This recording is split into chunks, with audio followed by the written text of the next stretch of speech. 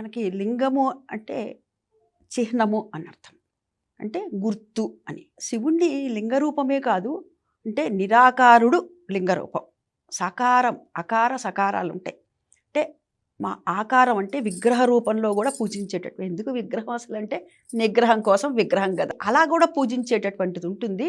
కానీ ఎక్కువగా కనుక మనం గమనించినట్లయితే లింగ రూపంలోనే మనకి ఈశ్వరుడు యొక్క దర్శనం కనపడుతుంది ఎక్కడ చూసినా కానీ.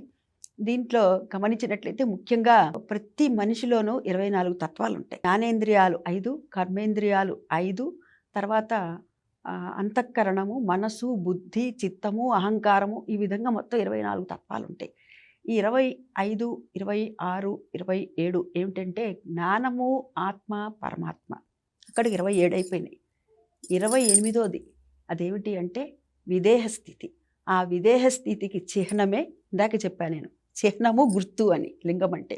ఆ విదేహ స్థితికి చిహ్నమే శివలింగం అన్నమాట.